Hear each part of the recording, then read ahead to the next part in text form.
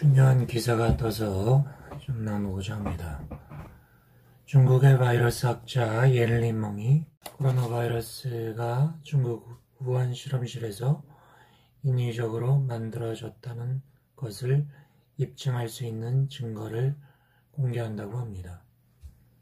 지난 11일 영국 ITV 방송과의 인터뷰에서 코로나19가 우한 시장에서 발생했다는 보도는 연막이었고 자연 발생한 것이 아니라고 전했다고 합니다. 코비드는 실험실에서 만들어졌다는 것입니다. 정부의 통제를 받고 있는 우한의 연구소에서요. 그녀는 비밀 장소에서 브리핑을 통해 보고서를 발표할 것이라고 합니다. 그녀는 바이러스의 기원을 아는 것은 매우 중요한 사안이다 라면서 그렇지 않으면 우리는 그것을 극복할 수 없을 것이다 라고 말했습니다. 이는 모두의 생명을 위협할 것이기 때문이라고 말했습니다. 그녀가 이런 위험을 무릅쓰고 이런 폭로를 하는 것은 이렇게 하지 않으면 그녀가 후회할 것이기 때문이다 라고 말했다고 합니다.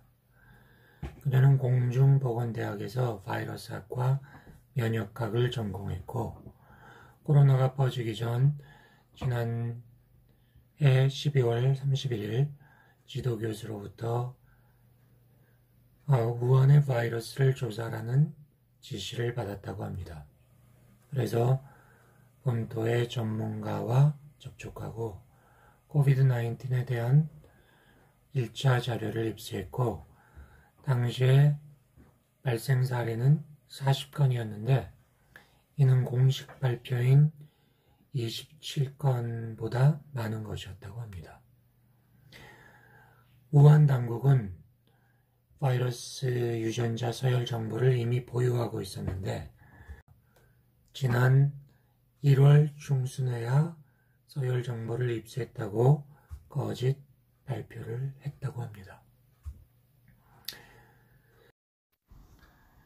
옌 박사는 이런 사실을 자기 지도교수에게 얘기했지만 지도교수는 비밀을 지키라고 지시했다고 합니다. 아울러 그녀는 사람 간 감염 사례가 이미 발생해 유행병이 될 것임을 알렸으나 아무런 조치가 없었다고 합니다. 이후 그녀는 신변의 위협을 느껴 지난 4월 홍콩을 떠나 미국으로 도피한 상태입니다. 이 기사를 보고 내가 생각한 것을 말씀드리겠습니다. 일단 코비드-19의 기원 논쟁 자체에 대해서 보겠습니다. 이 바이러스가 실험실에서 만들어졌을 것이다 라고 하는 의혹은 바이러스 사태 초기부터 있었던 얘기입니다. 그리고 빌 게이츠가 앞으로 인류에게 발생할 바이러스의 위험을 경고하면서 백신 개발을 해야 한다고 그리고 바이러스가 발병했을 경우에 어떤 형태로 세계에 퍼질 것이고 어떻게 될 것이다 라고 하는 가상 시뮬레이션 연구 발표를 한 적이 있었죠. 그리고 그런 위험에 대비해서 백신 개발을 해야 한다고 얘기를 했죠. 바로 그러한 맥락에서 바이러스에 대한 백신 개발을 우한 연구소에서 하고 있었고 그것이 실수로 인해서 퍼져나갔을 것이다 라고 하는 이론이 있었죠. 그러나 그 얘기는 음모론으로 치부되고 대다수의 사람들은 그냥 우한 시장에서 사람들이 박쥐고기를 먹는 엽기적인 행각들을 하다가 퍼졌을 것이다. 배트 이터에 의해서 퍼졌을 것이다 라고 발표가 있었고 많은 미디어에서는 그것이 정설로서 얘기를 했고 사람들도 그것을 정설로 믿고 있었죠. 근데 그런 식으로 얘기가 무성할 뿐 실제로 코비드 19이 이렇게 해서 퍼졌다라고 하는 그런 확실한 얘기는 아직까지도 없습니다. 그러니까 쉽게 말해서 코비드 19이 어떻게 발생했는지에 대한 기원은 아직까지도 미스터리인 거죠.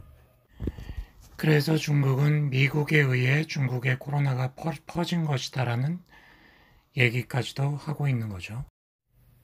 사건이 일어났으면 사건의 원인을 따지고 밝혀나가는 것은 가장 기본이죠. 예를 들어서 큰 산불이 났다. 그러면 그 산불을 끄는 것에 집중하는 것도 중요하지만 더 나아가서 그 사건의 발생 원인이 무엇인가를 파고들어서 따져서 알아내는 것이 또 중요하죠. 다음 산불의 발생을 막기 위해서요. 그리고 사람이 죽었으면 가장 먼저 해야 될 게 그 죽음의 원인이 무엇인가를 밝히는 거죠. 자살인지 타살인지를 밝혀야죠.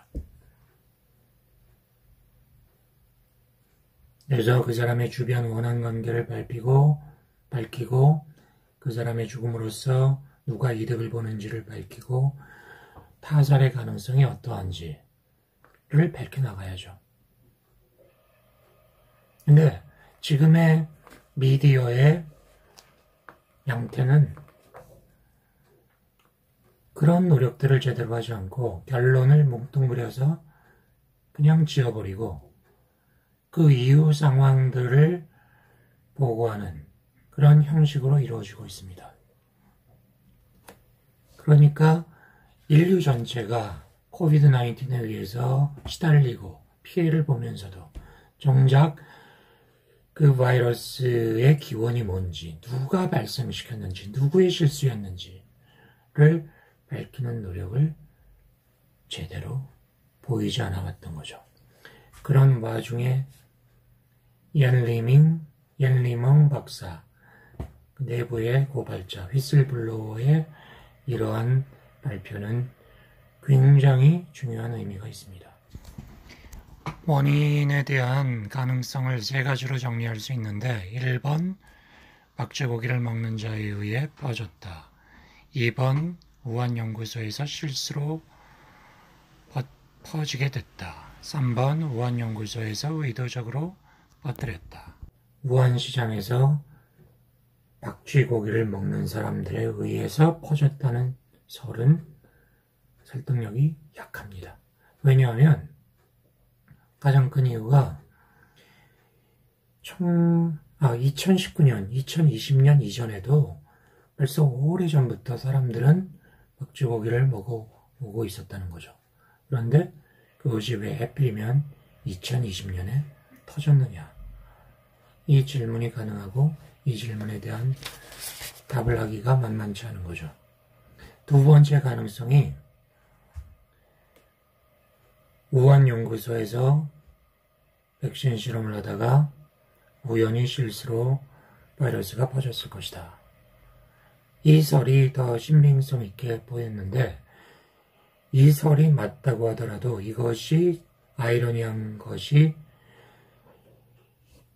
인간이 바이러스를 정복하기 위해서, 인간이 바이러스로부터 대비하기 위해서 백신 연구를 우한연구소에서 했단 말이죠.